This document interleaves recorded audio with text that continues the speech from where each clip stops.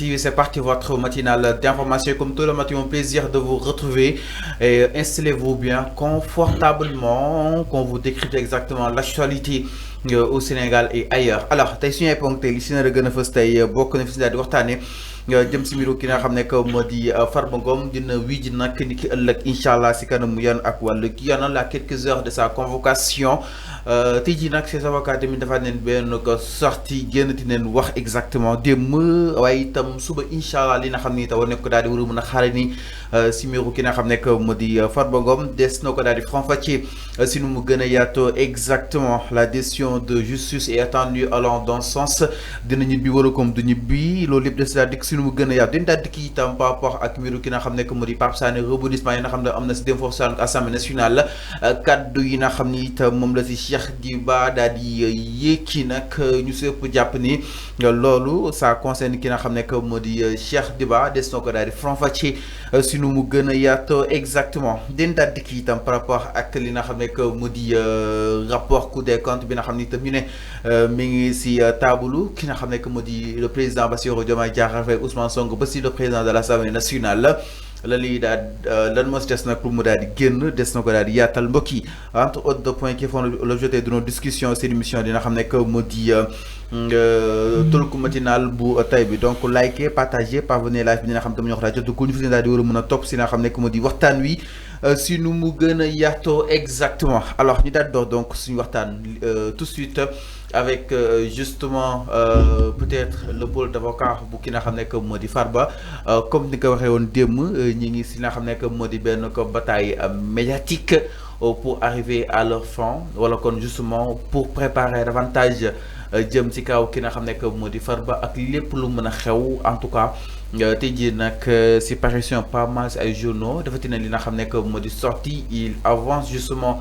d'être pessimiste par rapport ak li nga xam ne que moo di boobu di dossier en tout cas ñoom itam ñi ngi daal di sàkku suba incha allah ki nga xam ne que moo di Farba suy jëy dina xam ne que moo di yoon ak wàllu yoonal nen yam si laaj kàkk ak aussi mu daal di tontu su paree rek ku su nekk xam nooy defi concrètement alors naka na daal di jàngatee li nga xam ne que moo di cette anticipation encore une fois bu pôle d'avocat bu ki nga xam ne que moo di Farba en tout cas ñoom ñi ngi junñu concrètement que ni na laaj ak tontu dox seen diggante concrètement. Oui, sauf que c'est vrai que avocats yi seen liggéey lañ nekk seen liggéey la ñuy def mais sauf que c'est pas les avocats qui définissent comment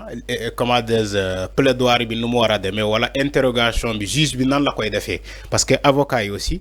dañ leen yemuloo fu ñu war a yem le droit à plaider ils ont leur droit ils auront leur minute de plaidoirie mais du ñoom ñooy wax juge bi nan nga koy defee ak nan la donc loolu je crois que njuumte la mais concernant cette pool d'avocats. Non, pas juge bi jàpp nañ yëf yi nu mu démarré. Non, c'est des juges. ñu sàkk pour ñu respecter. C'est des juges qui vont interroger Farba. C'est des juges. C'est comment dire le collège des juges d'instruction ñoom ñoo convoqué Farba pour suba donc c'est des juges moo tax ma ne la du avocat yi ñooy wax juge bi nan nga koy defee mais avocat bi luñ ko may mooy liggéeyam mu def ko correctement te incha allah avocat Farba yi cette pool d'avocats de Farba ñoom dinañ def seen liggéey convenablement. Maintenant tout le reste sera fait donc selon la loi. Parce que loi mooy lañ fi nekkal selon la loi et conformément donc les dispositions mises en place pour que Farba mu wuy ji ci dans de bonnes conditions loolu dinañ ko respecter parce que aussi c'est des droits requis du sieur Farba te je crois que yoon dina fexe dina def tout pour que Farba lu mu am comme ak yelleef ñu respecter ko. Maintenant concernant la pool d'avocats de Farba ñoom bu ñu nee sénégalais ñoom xamuñu lan la ñuy convoquer wala dossier bi lan la moo fa nekk ils se sont en train de se préparer pour demain ils se sont en train de préparer pour les interrogations sur Farba ou bien ils se sont en train de préparer pour le procès de Farba parce que démb jot naa xibaar ni que Farba même il a recruté un avocat étranger un avocat français voilà il s'appelle Zokora Philippe Geller un avocat la ci Farba boo xamante ne tey dinañu renforcer cette pool d'avocats de Farba Ngom, c'est tout à fait normal, hein? Donc c'est tout à fait normal. Mu dem recruter avocat, faut connaître, c'est tout à fait normal. Donc lolu ça n'a rien à voir avec ce que la justice doit faire comme travail. Ñakul mom recruter na Ousmane Sonko, defo na ko fi ci le cas de Juan Branco. Voilà, c'est tout. Macky Sall qui nu mu tuddu Adji Sarr. Adji Sarr defo na ko fi. Amona avocat toubab. Aujourd'hui, Farba, il a le droit de recruter un avocat français. Dit nom de Philippe Zeller, je ne sais pas. Il a le droit. Maintenant, justice Sénégal aussi, justice Sénégal, nous me bindo, non la yaga bindo, te aussi le mot def comme ligue, justice dina def ligue. Sur exactement, dans la Japonie, nous avons condamné déjà qui n'a jamais comme dit Farba, c'est donc une n'a jamais été nous qui d'aller d'or. Japonais l'unimel réduction des comptes là, le gouvernement que règlement le compte le gouvernement que n'a jamais comme la réduction des comptes parce qu'à la place d'une simple convocation, ils ont préféré justement de faire venir Farba Ngom su nekkoon loolu sax Farba day dem wuyu ji leen li nga xam ne que moo di yan ak wala yan la preuve mooy dem na jëlee li nga xam ne que moo di sa convocation en toute sobriété mais aussi ak honneur bi nga xam ni itam topp na ko si après. Oui xam nga man loolu sama jàngat bu gàtt la dama ne dama jàpp ni que avocat Farba yi ils sont dans la bataille médiatique c'est-à-dire que bataille médiatique la ñu gën a prôné que même le fond du dossier parce que ñoom li ñuy wax ni bu ñu toppee yëf yi ñu bëri dinañu daanuwaale ak Farba sénégalais yi bëgg nañu découvrir ci dossier boobu quand même ñan la ñuy wax ni que bu ñu toppee yëf yi ñu bëri dinañu daanuwaale ak Farba sénégalais yi bëgg nañu découvrir ñooñu ñan la am nañu curiosité bi je crois que man am naa curiosité bi tey di xam ñan ñooy daanuwaale ci dossier boobu ak Farba loolu laa gën a yàkkamti parce que aussi on peut pas être dans un pays comme le Sénégal là où on te dit que on est dans une zone rouge hein, donc économiquement parlant on est dans une zone rouge on est classé parmi les pays les moins avancés on nous dit que un scandale feeñ na qui comment dirais-je Sentif ba ñu tudd ci Farba ci ay affaire de 125 milliards ba pare ñu ne un règlement c'est un règlement de compte c'est là où je suis pas d'accord c'est pas un règlement de compte si il s'agit d'une réduction des comptes c'est tout à fait normal si il s'agit aussi comment dirais-je d'une alerte bu jógee ci banque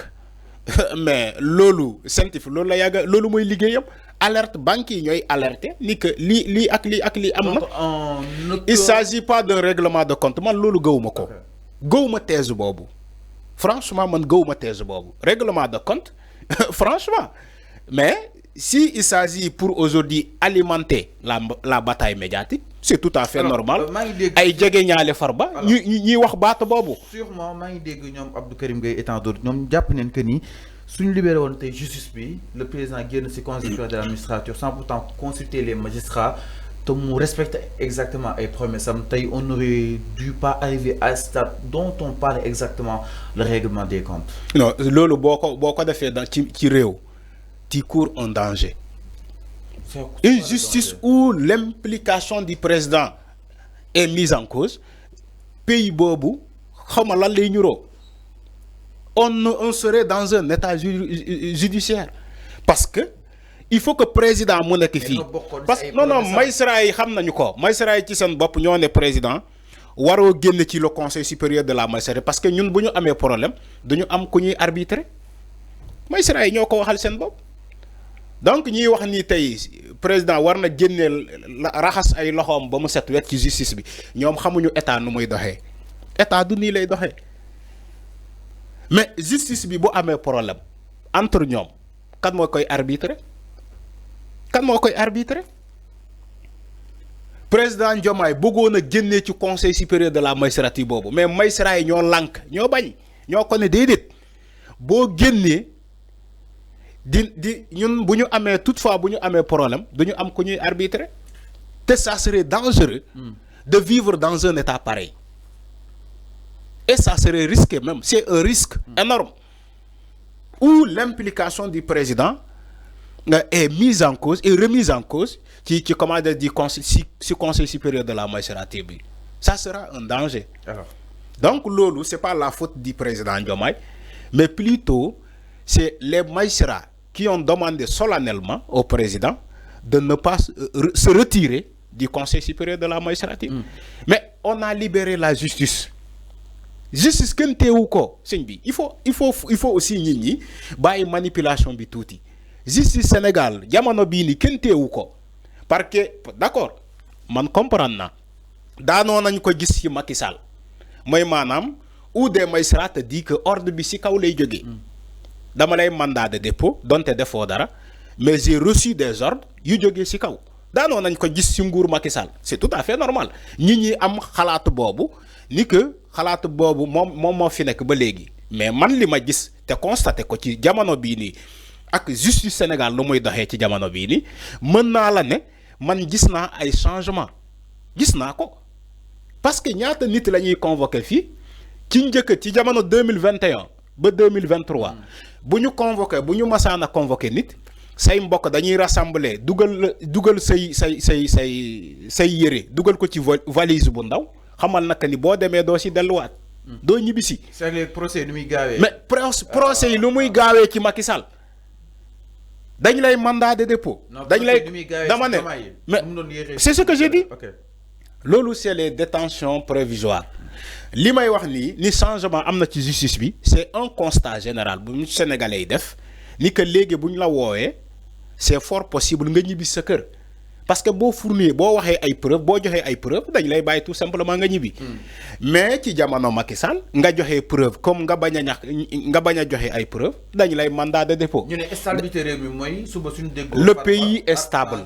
le pays est stable. même avec la convocation de Farba Ngom le pays reste stable. waaw suba suñ ko dégloo. jàpp di gën mooy dama ne suñ ko dégloo bu fekkee amul preuve. mais dañ koy mandat dañ koy garde à vue wala leneen ak leneen de toute façon du man Arfan xam je veux être clair 7 ans de prison xam dama bëgg a être may ma ñëw man je ne vais pas m'immiscer dans les affaires de la justice man Arfan ma ñëw may ma rek man je ne vais pas me lancer dans la manipulation parce que man mënuma manipuler justice te sañuma ko te mënuma ko man mënuma manipuler justice te duma ko sa jéem je ne suis pas dans les secrets de Dieu mooy benn je ne suis pas dans les secrets de Dieu je ne suis pas dans l'affaire de la justice l'affaire de la justice reste les affaires de la justice man mënuma si dara alors Farba bu demee wuy ji c'est conformément à sa convocation ni dafa war a dem wuy ji maintenant li ñu fay waxtaane ñoom ñoo xam selon Farba ses avocats et la justice ñun sénégalais on est là pour constater après les faits après les interrogations peut-être ñun en tant que acteur de la presse ñu ñamal ñu tuuti ci le procès verbal de l'interrogation ou pas mais nous on est là après les faits pour xam Farba ndax ñibbi na këram